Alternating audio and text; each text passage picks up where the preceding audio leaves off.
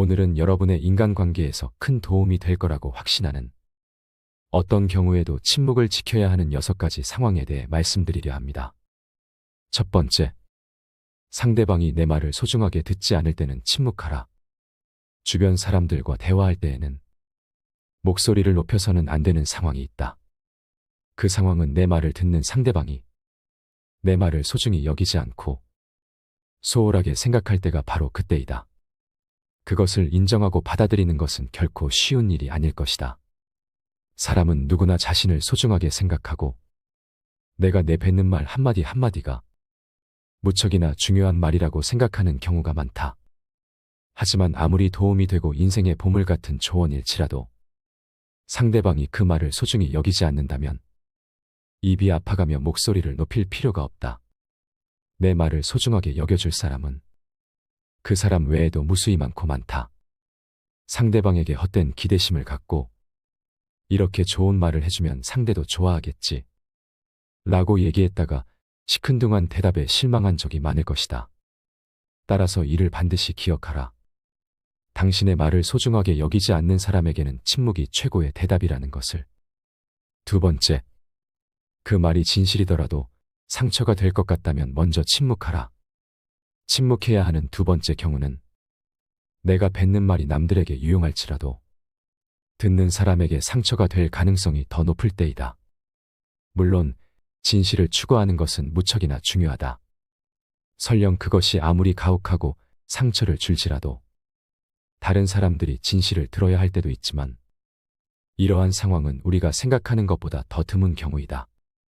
먼저 침묵한 후 어쩔 수 없이 상처를 주면서까지 진실을 추구하는 것이 나와 상대방에게 유용한지 아니면 그냥 무시해도 될 만큼 사소한지를 판단해라.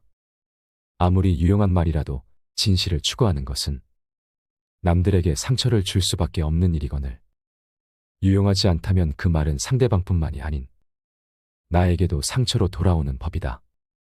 이 관계가 친구 관계일수록 더더욱 침묵하고 한 번 더 생각하라. 낯선 사람의 100마디의 모략보다도 친구 한마디의 말이 깊은 상처를 남긴다. 잘 모르는 사람이 무심코 뱉은 말은 그다지 큰 상처가 되지 않고 무시하면 그만이지만 친한 사람에게 들은 한마디 말은 그것이 사소한 것일지라도 큰 상처가 된다. 인간이 말을 하는 것은 태어나면서 곧 배우나 입을 다무는 것은 어지간해서 배우기 힘들다. 지혜를 둘러싸는 담은 침묵이다라는 말은 모두에게 교훈이 되는 세상을 살아가는 원칙이다. 자신의 지나간 생을 돌이켜볼 때 입을 잘못 놀리거나 말을 덧붙여 후회한 일은 있어도 침묵하고 있었던 것을 후회한 것은 별로 없을 것이다. 듣는 것은 지혜를, 말하는 것은 후회를 가져오는 경우가 많다. 침묵도 일종의 언어임을 명심하라. 세 번째, 판단력이 흐려질 때는 침묵하라. 인생을 살아가면서 결코 목소리를 높여서는 안 되는 경우는 내적인 요인이든 외적인 요인으로 인해서든 어떤 것을 명확하게 생각하는데 어려움을 겪고 있을 때이다. 이것은 여러 가지 요인이 있지만 아마도 피곤하거나 주변 사람의 영향을 받거나 현재 분노나 불안으로 가득 차 있어서일 것이다. 지금 판단력이 흐려졌다면 생각을 말하기 전에 먼저 침묵하라. 그렇게 하지 않는다면 반드시 나중에 후회할 일이 생기기 마련이다. 만약 침묵을 지켜 나의 생각이 성숙할 시간을 주고 조금 더 좋은 방식으로 얘기한다면 결코 후회할 일이 없는 법이다. 제대로 판단하지 못하고 무심코 내뱉은 말 한마디로 많은 사람들이 다칠 수 있음을 경계해야만 한다. 우리는 감정을 다스릴 줄 알아야 한다. 화가 나고 당황했더라도 이를 드러내지 않고 침묵하여 마음속에 가둬두어라. 사람은 누구나 감정의 폭발을 억누르기 어려운 때가 있다. 그러나 한 가지 확실한 것은 잘못된 판단으로 남에게 무심코 뱉은 말은 내 발등을 찍는 도끼가 될 것임을 명심해야 한다.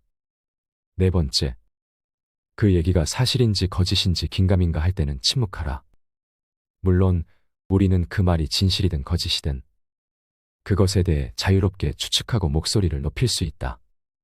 그것이 결코 잘못된 것은 아니지만 이것은 나에게 엄청난 손해로 돌아올 때가 있다.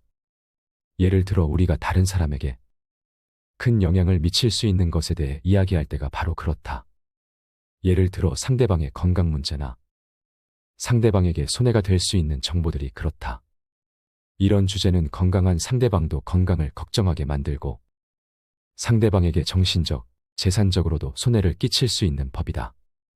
또한 아무렇게나 뱉은 소문은 어떤 상황에서는 괜찮을지 모르지만 그 소문으로 인해 상대방을 좌지우지할 수 있다면 결코 말하지 않고 침묵하는 것이 이롭다. 검증되지 않은 얘기는 그저 가십거리일 뿐 결코 나와 상대방에게 도움이 되는 것이 아니다. 5번째, 상대방의 비밀을 알았거든 침묵하라. 우리가 누군가의 비밀을 들었을 때 입이 근질거리는 것은 인간의 당연한 본능이다. 누군가의 비밀을 나만 알고 있다는 사실은 스스로 우월감을 느끼게 되고 곧 목소리를 높이고 싶게 만든다. 하지만 이럴수록 침묵해야만 한다. 그 충동을 억제하고 대신 반성하는 것이 가장 좋다. 누군가 남의 비밀을 얘기했을 때 단 한 번이라도 그것이 이득이 된 적을 나는 단 한 번도 본 적이 없다. 우리 주위에는 입을 잘못 놀리거나 남에게 해서는 안 될 소리를 해서 인생에 큰 손해를 본 사람들이 많이 있다. 사람은 자신의 입과 혀와 함께 평생을 살아가야 한다. 혀는 자신의 의지를 가진 듯 제멋대로 움직인다. 말이나 음성은 인간의 제2의 얼굴이라고 한다. 입을 오래 벌리고 있지 말고 입을 닫아라. 이미 해버린 말을 주워 담는 것은 불가능한 일임을 생각하라. 6번째, 딱히 할 말이 없는데도 그저 떠벌리고 싶을 때는 침묵하라. 아무런 할 말이 없더라도 대부분의 사람들은 아무 도움도 안 되는 얘기를 수시로 떠벌리는 경우가 많다. 철학자 플라톤이 말하기를 현명한 사람은 말할 것이 있을 때 말하고 어리석은 자들은 그것이 무엇이든 간에 그저 말해야 하기 때문에 말한다고 했다. 굳이 할 얘기가 없거든 억지로 얘기하지 말고 침묵하라. 침묵하고 남의 얘기에 귀 기울여라. 사람에게 입이 하나 귀가 2개, 눈이 2개인 까닭은 말을 많이 하기보다는 남의 말을 많이 듣고 더 잘 보게 하기 위함이다. 따라서 입보다 귀를 상석에 앉혀라. 인간은 그 입을 잘못 놀려 망한 적은 있어도 귀로 잘 들었기에 망한 적은 없다. 남들에게 무뚝뚝해지라는 것이 아니다. 입은 자신을 주장하는 법이고 귀는 다른 사람의 주장을 듣는 것이다. 옛날부터 위인들이 수다를 경계하라고 강조하는 것은 결코 지나친 것이 아니다. 동물에게는 입이 하나 눈과 귀가 2인 이유는 주위의 사물을 잘 보고 소리를 잘 들어야만 생존할 수 있기 때문이다. 잘 보고 잘 듣는 것이 우리를 지켜주는 힘이 될 것이다.